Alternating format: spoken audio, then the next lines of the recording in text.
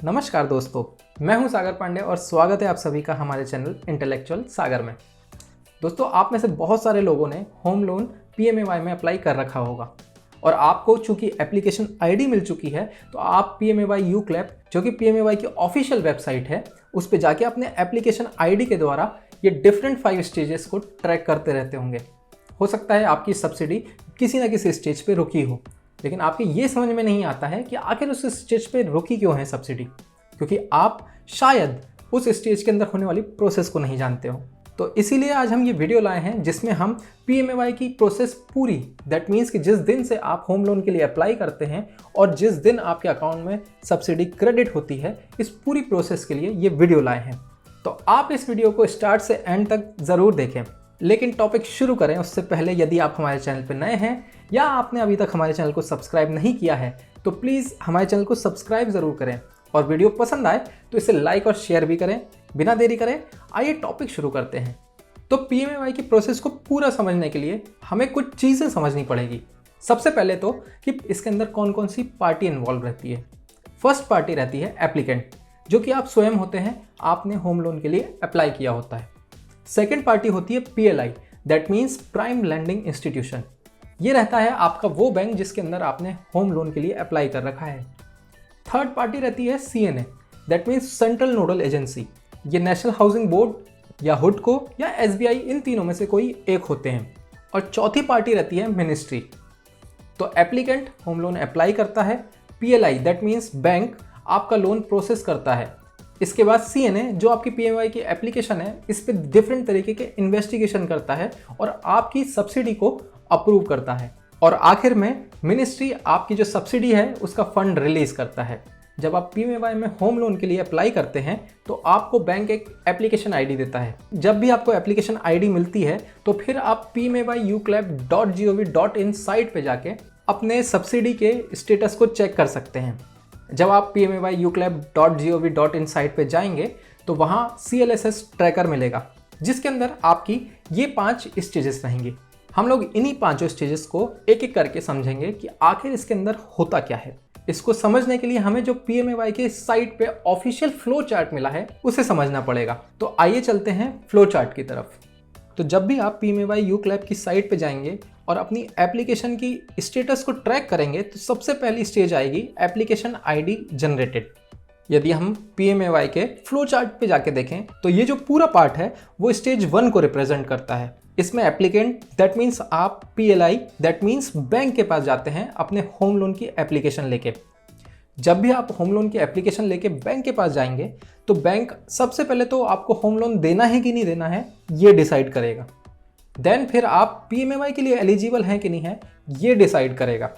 तो आपको लोन देना है कि नहीं देना है इसका बैंक का एक अपना अलग प्रोसीजर होता है, लेकिन आपको पीएमएवाई में होम लोन देना है कि नहीं देना है इसके लिए बैंक एक CLSS MIS सिस्टम पे इंक्वायरी करेगा।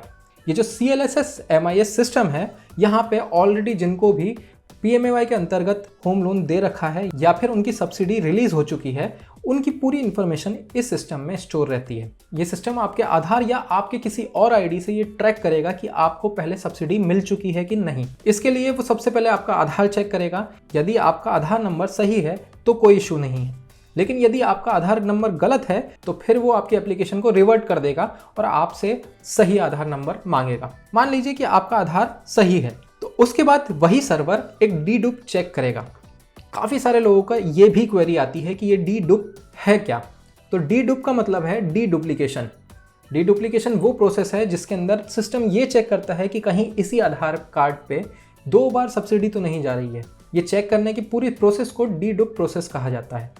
तो यहाँ पे ये सिस्टम ये चेक करेगा कि इस आधार पे ऑलरेडी कोई सब्सिडी तो नहीं रिलीज़ है। इसके लिए वो UIDAI के सर्वर को भी एक्सेस करेगा और जब वो ये निश्चित हो जाएगा कि इस आधार कार्ड पे ऑलरेडी कोई भी सब्सिडी नहीं दी जा चुकी है तो फिर वो एक एप्लीकेशन आईडी जनरेट करेगा जो कि आपके पास रहेगी और वो एप्लीकेशन आईडी आपको अपने बैंक से जाके लेनी है। जब आप वो एप्लीकेशन आईडी ले लेंगे तो फिर आप इजीली अपनी सब्सिडी के स्टेटस को ऑनलाइन जाके चेक कर सकते हैं। तो ये होती है प्रोसेस 1 यानी स्टेज 1, जिसके अंदर आप अप्लाई करते हैं लोन के लिए और आपको एक एप्लीकेशन आईडी दी जाती है बैंक के द्वारा। यदि हम सेकंड स्टेज देखें तो वो होती है ड्यू डिलिजेंस बाय पीएलआई। अब ड्यू डिलिजेंस बाय पीएलआई एक ऐसी स्टेज होती है जो बैंक इंटरनली करता है। इसके अंदर मेजरली जो कवर होता है वो होता है PLI internal processing and loan sanction.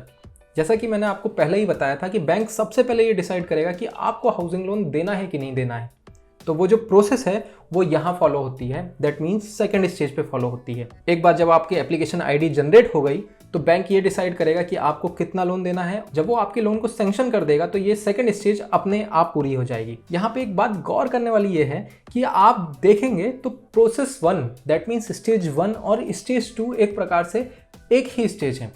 जब भी आप बैंक में जाएंगे होम लोन अप्लाई करने के लिए, भले ही वो पीएमएवाई हो या नहीं हो, बैंक सबसे पहले ये डिसाइड करेगा कि आपको वो होम लोन दे कि नहीं दे। तो जब बैंक ये डिसाइड पहले ही कर लेगा कि आपको वो होम लोन देगा कि नहीं देगा, उसके बाद वो ये डिसाइड करेगा कि पीएमएवाई के अंदर होम लोन आपको मिल सकता है कि नहीं मिल सकता है। यदि आप पीएमएवाई की सारी शर्तें फुलफिल करते होंगे तो वो फिर आपकी एप्लीकेशन पीएमएवाई में जनरेट करेगा। दैट मीन्स कि स्टेज 2 जो है वो बैंक सबसे पहले कंप्लाई करेगा, उसके बाद फिर वो स्टेज 1 पे आएगा। तो इससे ये निष्कर्ष निकलता है कि यदि आपको एप्लीकेशन आईडी मिल चुकी है तो आपकी पहली 2 स्टेज पूरी हुई मानी जाएगी। इसके बाद जब भी बैंक आपकी पहली किस्त दैट मीन्स कि फर्स्ट डिसबर्समेंट करता है तो उसके बाद उसको ये सारा डाटा दैट मीन्स कि आपकी एप्लीकेशन, आपके पीएमएवाई की एप्लीकेशन से रिलेटेड सारा डाटा सीएनए के पोर्टल पे दैट मीन्स पीएमएवाई यूक्लैब साइट पे अपलोड करना पड़ता है।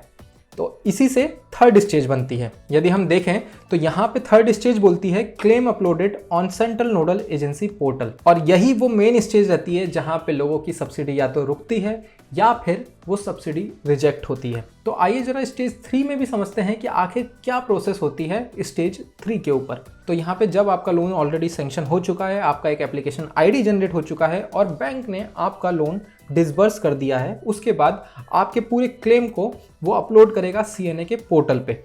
यहाँ पे सीएनए का अपने आप में एक सिस्टम रहता है और अपने आप में एक इन्वेस्टिगेशन करने का पूरा एक प्रोसेस और पूरा एक मैकेनिज्म रहता है। इसके अंदर सीएनए दोबारा आपके आधार को चेक करवाएगा। आपका आधार यदि उस प्रोसेस में सही निकलता है तो वहां से डीडुप्लीकेशन चेक के लिए आगे बढ़ेगा। यदि आपके आधार का डीडुप्लीकेशन चेक सही निकलता है तो उसके बाद सीएनए अपने लोकल अथॉरिटी दैट मीन्स जहाँ पे भी आपने लोन अप्लाई कर रखा है वहाँ पे जो उनकी लोकल मशीनरी होगी उससे ये पता करवाने की कोशिश करेंगे कि आपके और आपकी फैमिली में किसी के भी नाम से कोई ऑलरेडी घर तो नहीं है। और साथ ही साथ सीएनए नेशनल लेवल पे जो उनका मैकेनिज्म है that means all India level पे जो उनकी मशीनरी है उसमें भी ये चेक करते हैं कि कहीं आपका इंडिया में किसी और जगह या आपकी फैमिली मेम्बर के नाम से इंडिया में किसी और जगह कोई घर तो नहीं है। जब वो इन सब चीज़ों से संतुष्ट होते हैं और ये समझ लेते हैं कि आप सारे पीएमएवाई के पैरामीटर्स फॉलो कर रहे हैं तो फिर वो आपकी सब्सिडी के क्लेम को रिकमेंड कर देते हैं और यहाँ पे स्टेज 3 खत्म हो जाती है। तो जैसा कि आपने देखा कि थर्ड स्टेज में सीएनए, आधार, लोकल अथॉरिटी और नेशनल अथॉरिटी इन सब लोगों को एक साथ मिला के एक इन्वेस्टिगेशन कैरी आउट करता है और उसके बाद ये देखता है कि आप पीएमएवाई से रिलेटेड सारे पैरामीटर्स फॉलो कर रहे हैं कि नहीं, और उसके बाद ही आपकी पूरी सब्सिडी के क्लेम को वो रिकमेंड करता है। तो इस पूरी प्रोसेस में एक लंबा समय जाता है। एक एवरेज समय देखें तो इसके अंदर 3 से 4 महीने सीएनए ले लेता है। साथ ही साथ जैसा कि आपको पहले ही बताया है कि नेशनल हाउसिंग बोर्ड, हुडको और एसबीआई ही सीएनए की कैटेगरी में आते हैं। जब ये 3 अथॉरिटीज़ ही आपके इतने सारे क्लेम देख रही है ऑल ओवर इंडिया के, तो भी इनको थोड़ा थोड़ा समय ज़्यादा लगता है आपके क्लेम को प्रोसेस या रिकमेंड करने में। तो आप शायद ये समझ चुके होंगे कि काफ़ी सारे लोगों की पीएमएवाई सब्सिडी थर्ड स्टेज पे आखिर इतने समय तक क्यों रुकी रहती है। एनीवेज, जब सीएनए आपके लोन की सब्सिडी को रिकमेंड कर देता है तो फिर यहाँ पे थर्ड स्टेज खत्म हो जाती है और फोर्थ स्टेज चालू होती है जिसको बोला जाता है सब्सिडी क्लेम अप्रूव, जिसमें एक फॉर्मेलिटी भर की बची रहती है जिसके अंदर आपके पेपर वर्क जो होने रहते हैं वो होते हैं और एक प्रॉपर अप्रूवल तैयार किया जाता है जिसको मिनिस्ट्री को भेजते हैं। चूंकि ये सब्सिडी ऑलरेडी अप्रूव्ड रहती है तो मिनिस्ट्री इसके ऊपर ज़्यादा इन्वेस्टिगेशन नहीं करती है और जितना भी अप्रूव्ड अमाउंट है उतने अमाउंट को रिलीज कर देती है और यही होती है आपकी फिफ्थ स्टेज जिसका नाम है सब्सिडी रिलीज टू पीएलआई। जब मिनिस्ट्री आपको जो अप्रूव हुई है सब्सिडी उसको रिलीज करती है तो वो सीएनए के पास जाती है, सीएनए पीएलआई को देता है और पीएलआई फिर आपके अकाउंट में क्रेडिट करता है। तो यहाँ पे आपके पीएमएवाई की सब्सिडी की क्रेडिट होने से रिलेटेड पूरी प्रोसेस कंप्लीट होती है। उम्मीद करता हूं कि आपको ये प्रोसेस पूरी समझ में आई होगी। यदि इसके बाद भी आपकी कोई क्वेरीज, आपके कुछ डाउट्स रह जाते हैं तो आप हमें कमेंट सेक्शन में लिख सकते हैं, हम आपकी क्वेरीज का जवाब ज़रूर देंगे। और हाँ,